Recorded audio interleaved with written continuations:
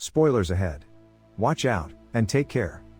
The movie begins in 2016 BC, a village guy Sarman is out on the river, hunting a crocodile that's terrorized his hamlet Omri. Hojo, his friend, and others help Sarman slay the crocodile, and bring him triumphantly to Omri. Sarman's uncle Duryan is pleased with him, but his aunt is concerned about why Sarman must constantly carry out selfless deeds for others. Sarman is unable to sleep, because he lost his parents when he was a little child, and is constantly troubled by a peculiar tune his aunt hums almost every day. He also has trouble deciding whom to believe. His uncle offers him an amulet that should only be used in an emergency. He hears his aunt singing the same unusual tune in the morning, but when he queries her about it, she ignores him. Sarman's family plants indigo, which he wishes to trade in the city-state of Mohenjo-Daro. But his uncle is reluctant to let him leave, because he claims it's a land of immorality and greed. Sarman is astounded by the city's vastness and grandeur. Macedonian, Sumerian, and foreign vendors selling unusual and exotic goods and animals frequent its markets. Later, Sarman learns that the despotic premier Maham, and his evil son Munja, are in charge of Mohenjo-Daro. All of Maham's allies on the city council support his proposal to levy an additional tax on farmers, with the exception of the farm representative. The vote is approved, and when the farm representative makes a threat to reveal why Maham was exiled from the nearby city of Harappa, which would expose him, Maham promptly kills him.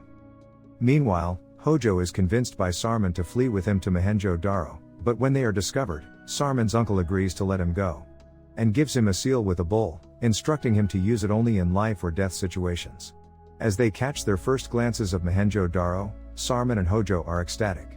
They are approached by the insane Jagira, who tells them that the city is filled with misdeeds. A city guard named Lotha notices Sarman's gesture of giving Jagira his own shawl. Sarman queries a representative in the trade registry office about the precise destination of trade taxes, but receives no response.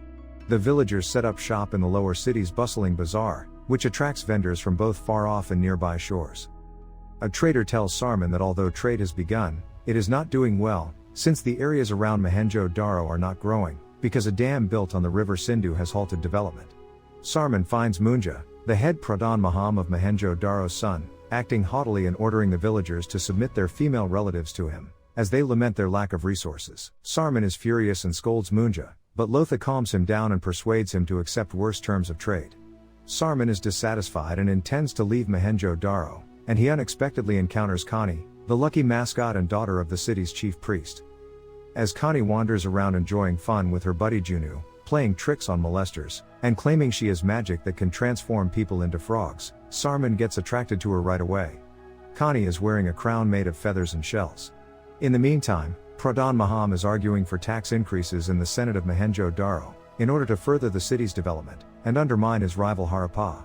Kizan Pradhan, who claims that since Harappa exiled Maham for smuggling, he has solely used Mohenjo-Daro for avarice and retaliation, is vehemently opposed to him. With the help of his son Munja, Maham kills Kizan Pradhan and his group after winning the tax increase vote, and preventing him from leaving the Senate. Sarman meets Connie at the city's musical evening. He joins her in the festivities, as different merchants and artists sing and dance, while Munja adoringly watches him. He wishes to visit Connie the following day, but she resides in the fortified upper city. He uses his seal to gain admission with Lotha and Hojo. He valiantly protects Connie when he unexpectedly discovers horses brought by foreign traders charging toward her. She is impressed, as is her dad, the priest, who curiously seems to recognize him. While her father is now thanking Sarman, Connie begins to get attracted to him. Then he goes to the temple to see the priest, and worships the statue of the goddess Sindhu Ma. Sarman shares his dream with the local priest along with the unusual music that has been playing in his head, and the seal that his Duryan uncle gave him. Meanwhile, Kizan Pradhan and his supporters have been brutally hanged by Maham's soldiers on poles outside the city. The regulation maintained by the ruler Maham is that no one is permitted to offer the deceased a respectable funeral. Sarman is horrified by such brutality, but Jagira claims Maham has acted in a similar manner repeatedly in the past. Announcing an increase in taxes at the same time, the general public is outraged and Sarman informs the authorities that they will not be paying any more taxes. He mobilizes Mohenjo-Daro's farmers to rebel against Maham's new levies. Sarman, speaking for the farmers, says he chooses to die rather than paying the higher taxes, that will inevitably cause his family to go hungry. Maham's men threaten to kill him, but Sarman says he prefers to die himself. Later, Sarman and Connie declare their love for one another, but Connie sobs as she admits that she was compelled to marry Munja. Following a dance at the New Moon Festival, Maham discovers that Sarman and Kani are in love, and that Sarman is the tax revolt's leader. Maham is about to kill him, but when he sees the crowd supporting him, he backs down and cunningly challenges Sarman to a game of Bakar Zoker. Sarman suggests that Kani will be liberated from her engagement if he wins. It's approved. While Kani and Sarman travel the city-state together, they are observed by Maham's spies. Priests inform Maham that Kani and Munja's wedding cannot be planned until after the city's Moon Prayer Festival. Maham wants to marry Kani and Munja right now. Before the ritual, Sarman overhears Maham discussing with traders from Sumer the gold he will give them in exchange for lethal copper swords, that he will mine from the dam area of Sindhu River. Sarman then makes the decision to attend the Moon Festival, where he will confess his love to Kani. Kani dances with him as he joins the dancers in the ritual, before submerging the statue of goddess Sindhu Ma in the public bath. Munja sneers as Kani exits the pool drenched. As soon as Sarman walks into Kani's dressing room, the two proclaim their love and kiss. Additionally, Munja enters, but Kani hides and orders him to go. Maham and Munja, however, catch a glimpse of Sarman exiting her room. They give her father immediate instructions to wed Kani to Munja.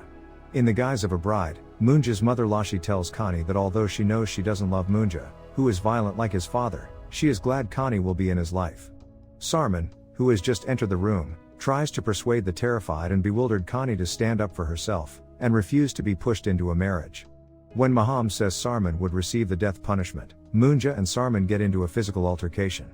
Sarman asks for pardon from the chief priest, but Maham responds that he will have to engage in combat with his deadly Tajik fighters in the arena.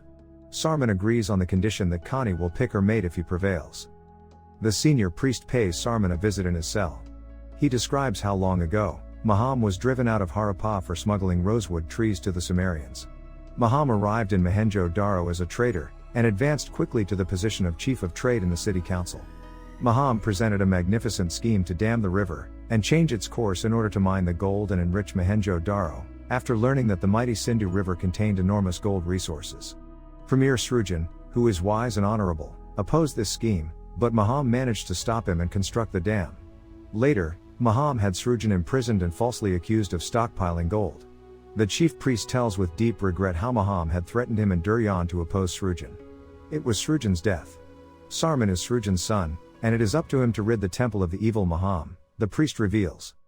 Srujan learns that the river was being used for gold smuggling, but Maham falsely accused him of committing a robbery, and neither Srujan's brother Duryan, nor the priest would testify on his behalf.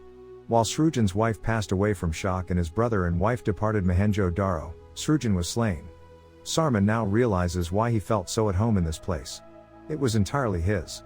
The terrible Tajik warriors Bakar and Tukar are fought and defeated by Sarman. While Kani and the throng cheer Sarman on, Maham and Munja are incensed. Munja is now told by Maham that in order to control Mohenjo-Daro, he must kill the priests Sarman and Kani. Kani is being pursued by Munja, who is also trying to kill her, but Sarman intervenes to save her and kill Munja. When Kani reveals Sarman's true nature to the populace after her father's death, they demand that he serve as their leader. All others who disobeyed Maham, including his own father, are also given a suitable funeral by Sarman. Lashi accuses Maham of being responsible for Munja's death, but Maham beats Lashi. Even as the storm intensifies, Sarman and his friends inspect the dam on the Sindhu River. Watch the water levels, Sarman advises his companion. They encounter Sumerian smugglers who want gold in exchange for weapons, and Sarman's party kills Maham's guards there, driving the smugglers away. To confront Maham, Sarman leads the crowd back to the municipal council. Kani reveals Maham's elaborate scheme of gold from the river to enrich himself. In the municipal council, Sarman forces a vote of confidence, where all the chiefs now oppose Maham. Sarman is chosen by the populace to be the next premier, but he claims Mohenjo-Daro needs a people's government rather than a premier. Sarman beats Maham in the assembly, while Maham kills his own witness guards, and the latter's remaining guards refuse to serve him without more gold. Sarman is elected as Mohenjo-Daro's new leader or, as he prefers to put it, the first attendant, following the assembly elections. A mob that despises Maham's atrocities drags him outside and binds him to a pole. The river levels increase at the dam as a result of heavy rain. When the river floods and hits Mohenjo-Daro, Sarman decides to construct a bridge made of boats so that people can cross. This challenging mission is completed, and citizens cross safely with their family members and livestock, despite the perfect storm. Maham and Jagira, who could not leave Mohenjo-Daro, perish in the flood. Sarman and Connie lead the people of Mohenjo-Daro out of their destroyed city, and help them locate a tranquil new home, close to the banks of a fresh river, naming it River Ganga. The end. Thank you for watching. Subscribe if you'd like to see more videos like this. Turn on the notifications, and leave a like to help the channel out.